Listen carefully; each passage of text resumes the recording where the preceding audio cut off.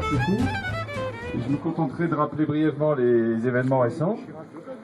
Donc le 17 mars, on a pu constater une montée en puissance des lycées mobilisés et bloqués. On a pu constater qu'il y avait plus d'étudiants dans les assemblées générales et toujours quelques 150 000 manifestants dans une centaine de villes. Quelques jours plus tard, le gouvernement a annoncé de premières modifications relatives au projet de loi travail. On voit donc qu'après 3 semaines de déni et de soi-disant pédagogie, le gouvernement, sous la pression de la mobilisation, a été forcé de reconnaître que son projet de loi ne passait pas. On connaît les modifications récentes apportées à la loi El Khomri. Le plafonnement des indemnités prud'hommes est modifié. Il y a un recul sur le temps de travail des apprentis mineurs et sur certaines décisions unilatérales de l'employeur. Tout ceci, bien sûr, est insuffisant, mais montre que la mobilisation est efficace et qu'il faut l'amplifier pour obtenir le retrait pur et simple du projet de loi. Il n'est pas possible, en effet, de se contenter de ces modifications parce que la philosophie du projet est intacte, avec en particulier le principe de l'inversion de la hiérarchie des normes. Parce qu'aussi le travailler plus pour gagner moins reste inchangé. Je pense par exemple à la possibilité de baisser le niveau de rémunération des heures supplémentaires par simple accord d'entreprise. Parce que la facilitation des licenciements est toujours à l'affiche. Parce que la casse de la démocratie sociale dans l'entreprise est maintenue, ainsi que la casse de la médecine du travail. Je pense par exemple au changement de mission des médecins du travail qui passe d'une logique de prévention à une mission de contrôle des salariés. Les modifications de ces derniers jours sont des modifications cosmétiques. Le fond du projet de loi, son esprit sont intacts. Cette loi est dangereuse parce que, avec elle, le gouvernement veut faire croire que le drame du chômage qui frappe des millions de Français serait dû au Code du travail. Le Code du travail serait trop rigide, il serait trop gros, trop compliqué, et donc il entraverait la création d'emplois. Les chefs d'entreprise sont dans les starting blocks pour créer des emplois, mais le Code du travail les en empêche. Il faut donc lui faire subir une cure d'amaigrissement, et pour tout dire, idéalement, il faudrait s'en passer pour pouvoir voir baisser la courbe du chômage. Le Code du travail, qui est une construction juridique centenaire, qui a été bâtie au fil des luttes sociales, et dont la raison d'être est fondamentalement de protéger la vie des travailleurs et d'humaniser le travail, parce que le travail peut être le lieu d'une violence. Ce Code du travail est présenté comme un fardeau historique dont il faudrait se débarrasser. Il est certain que les travailleurs ne meurent plus comme au début du siècle dernier d'un coup de grisou dans les mines. On notera néanmoins qu'il y a chaque année 250 000 accidents cardiovasculaires en France, dont la moitié sont liés au travail. On notera aussi que des millions de Français sont concernés par ce qu'on appelle le burn-out, qui est une forme d'épuisement professionnel. Et donc, aujourd'hui comme hier, on a besoin du Code du travail. Cette loi qui veut le faire passer pour une des causes du chômage en France, alors qu'il est un rempart qui protège les travailleurs, cette loi est un mensonge. Toutes les raisons de poursuivre la mobilisation sont donc réunies, plus que jamais, et il faut se donner rendez-vous la semaine prochaine pour une grande journée de grève et de mobilisation le 31. Voilà, merci.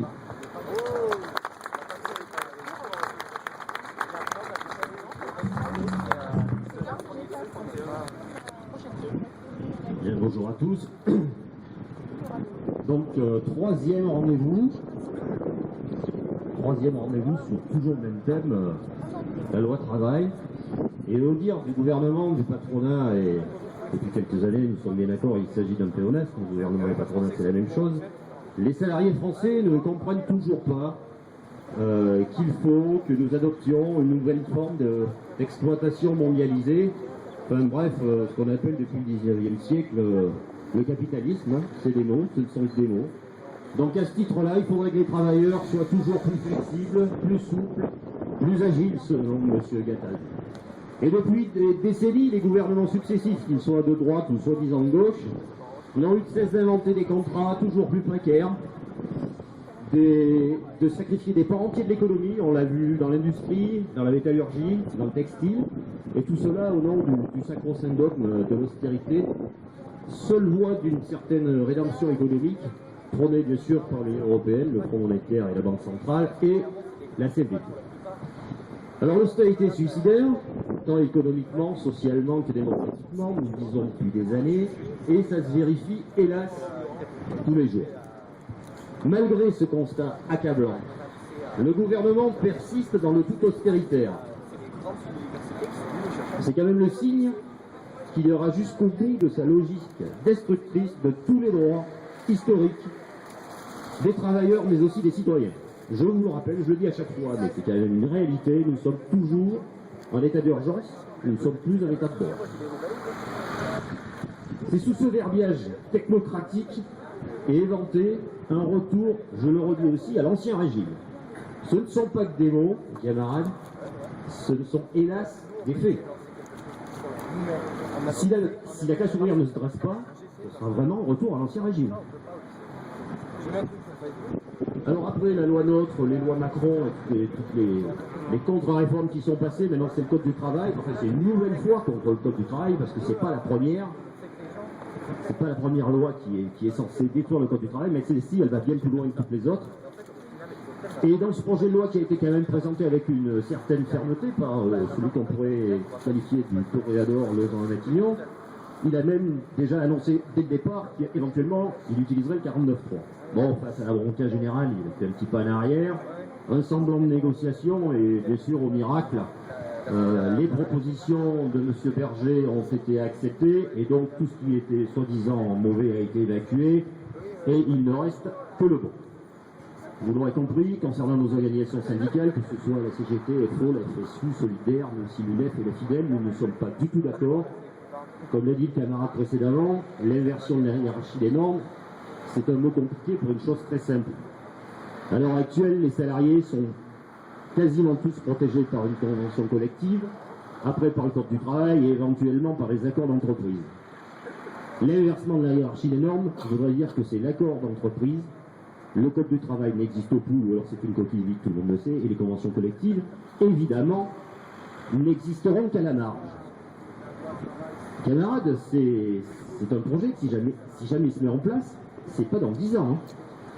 C'est vite, c'est très vite. Ils veulent aller très très vite.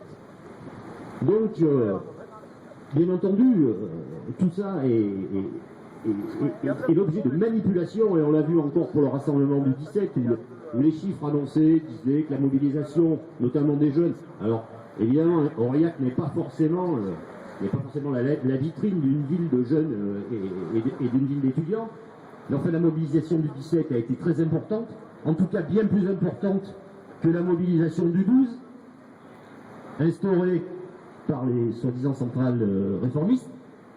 Et il a bien été vu au niveau de la presse nationale que tout a été fait pour dire que la mobilisation s'essoufflait. Aujourd'hui, ce n'est pas du tout le cas. La mobilisation est loin de s'essouffler, car ce projet est un pas de plus vers la destruction totale par un gouvernement réactionnaire aux ordres d'un patronat tout aussi réactionnaire, des dernières conquêtes de la classe sociale et de la classe ouvrière, je veux dire, des dernières conquêtes sociales qui datent de 36 jusqu'à 45. Alors les camarades, ils ne doivent pas réussir. Ils ne doivent pas réussir. Ils ne peuvent pas réussir. C'est à nous tous, ensemble, de nous lever, de nous mobiliser pour leur faire barrage. Et la lutte, elle continuera au-delà du 31 mars. N'en doutons pas.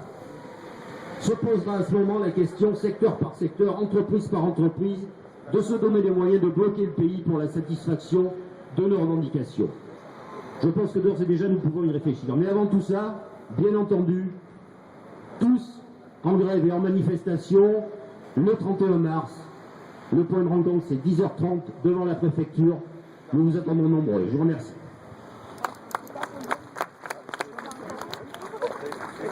Bonjour à tous, merci d'être venus aussi nombreux. On espère qu'on sera encore plus nombreux la semaine prochaine, même beaucoup plus. Parlez-en autour de vous. Le droit du travail est attaqué. Il ne faut pas qu'on lâche. Parce que ce n'est pas les mesurites le petit toilettage de quelques poussières qui est organisé par le MEDEF et par la CFDT qui va nous faire croire que quelque chose a changé. Rien n'a changé, on exige toujours le retrait de la loi anti-travail, puisque tant qu'il y aura cette loi, on peut craindre le pire pour l'emploi. C'est pas une loi pour embaucher, c'est une loi pour débaucher plus facilement, c'est tout. Donc à partir de là, il faut qu'on soit dans la rue, qu'on se batte. Tous on est concernés, que ce soit privé, public. Il faut qu'on soit tous là présents. Des jeunes aux retraités, des actifs aux chômeurs, on est tous concernés. Même s'il y a un contexte national ou international qui nous fait regarder ailleurs, il ne faut pas se tromper, quoi. Les médias s'en servent, le pouvoir s'en sert beaucoup. Il ne faut pas oublier tout ce qui se passe en ce moment.